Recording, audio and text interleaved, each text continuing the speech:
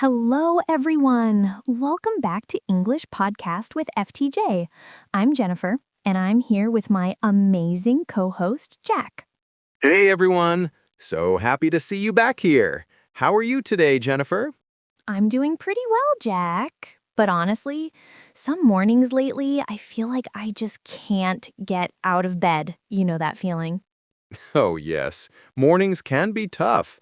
Some days I just stare at the ceiling, thinking, do I really have to get up today? Exactly. And I know our listeners feel the same. Some mornings feel like a battle, right? Totally. But here's the thing. The way we start our morning can actually set the tone for the whole day. Even a small change can make a big difference. That's right. Today we're going to talk about how to overcome morning laziness and start your day in a way that makes you feel energized and productive. And the best part? We'll use simple, easy words and phrases you can practice in English too. By the end of this episode, you'll have some practical tips and English expressions to make your mornings smoother. Friendly, inviting. Plus, if you stick around till the end, we have a free PDF with the full transcript, comprehension questions, grammar exercises, and reflection prompts to help you learn and grow. So, grab a cup of coffee, maybe stretch a little, and let's dive in. Are you ready, Jennifer? Oh, I'm ready. Let's help our listeners take control of their mornings and make them awesome. So, Jennifer, let's start simple. What do you think is the biggest reason people feel lazy in the morning? I'd say not sleeping well or staying up too late. That's usually my problem. Oh, same here. If I go to bed late, waking up feels like climbing a mountain. Exactly. And then we start rushing, skipping breakfast, forgetting things. It's chaos. Yeah, that's why step one is planning your night. Even just 10 minutes of prep can make your morning much smoother. Totally. Like laying out your clothes, preparing your breakfast, or writing a simple to-do list for the next day. And here's the English tip. When you say plan your night, it means to get ready for tomorrow tonight.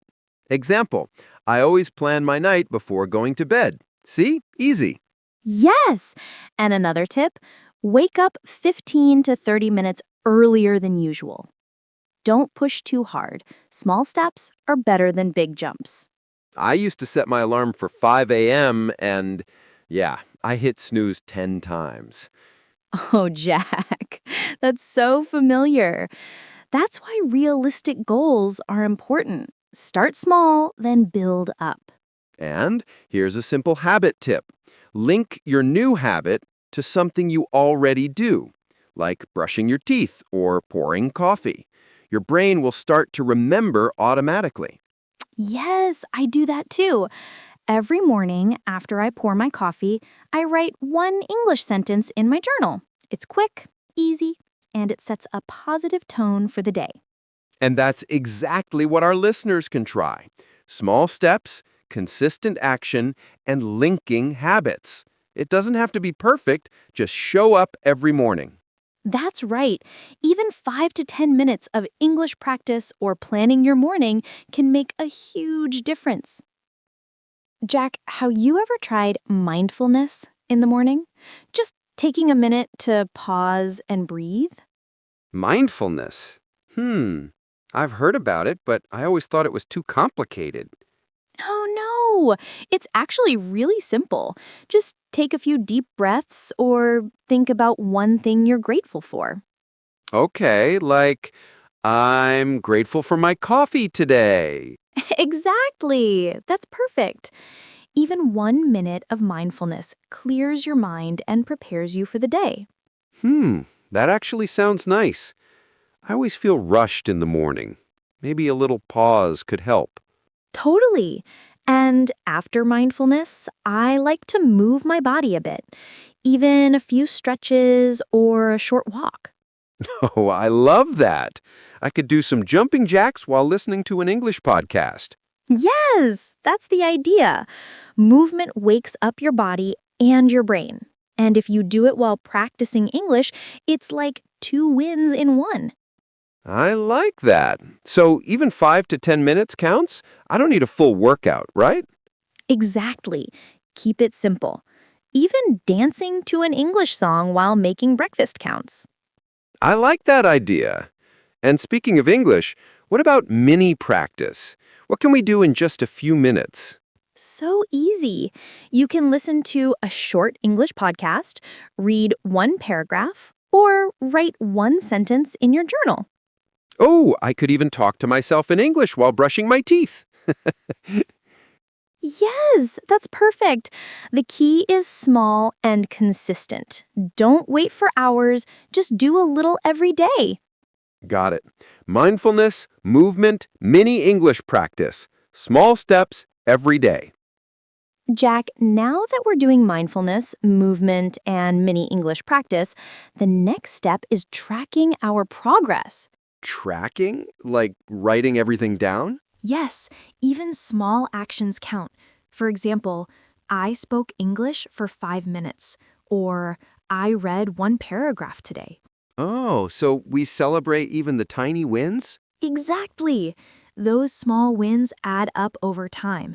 They keep you motivated and show that you're moving forward. I like that. Sometimes I feel like I'm not learning much, but if I track it, I can see progress. Yes, and don't forget to adjust your routine if something isn't working. Flexibility is key. So even if I skip a day or two, it's okay? Absolutely. Consistency doesn't mean perfection. It means showing up regularly, even if it's small. I like that. So small steps, tracking progress, celebrating wins, and staying flexible. Yes, and one more thing. Create micro rules for yourself.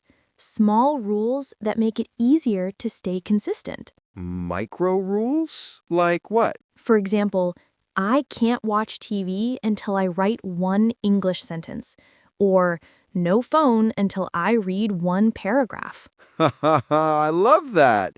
Turning practice into a little game. Exactly. It keeps you on track without feeling like a chore, and it makes English practice fun. Got it.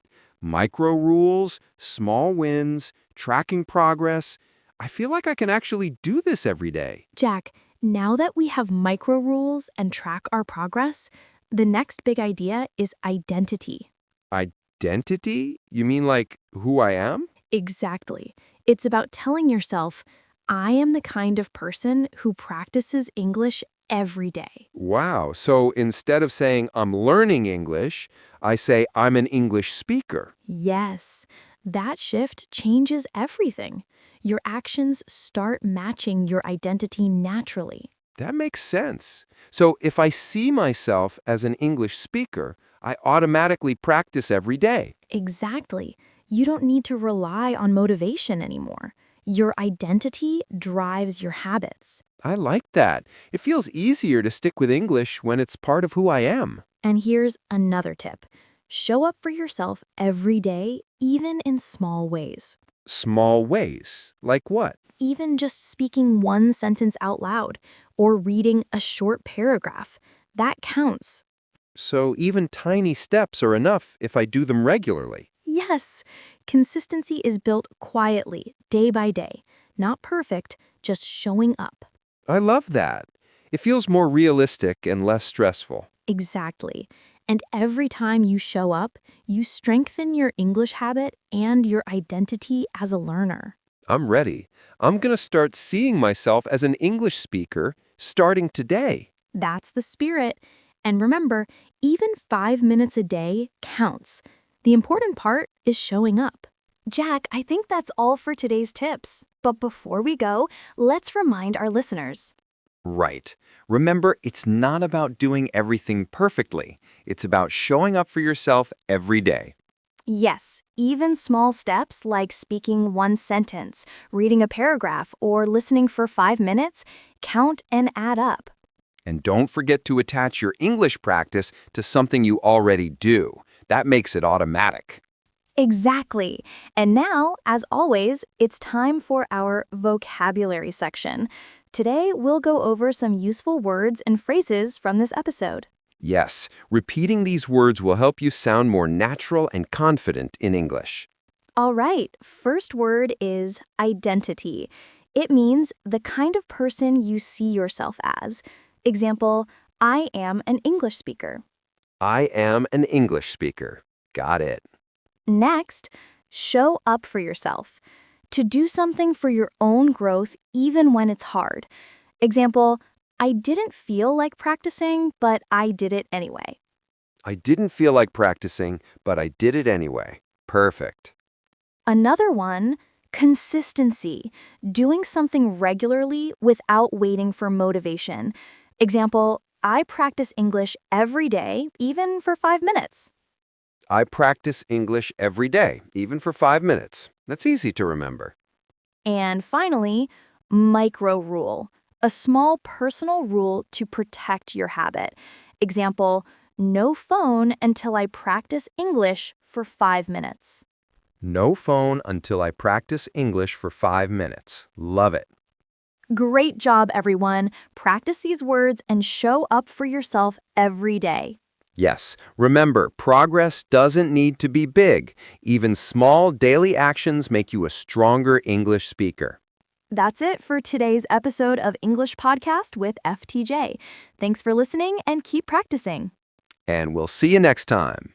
Bye, everyone. Keep learning and keep growing. And that's it for today's episode of English Podcast with FTJ.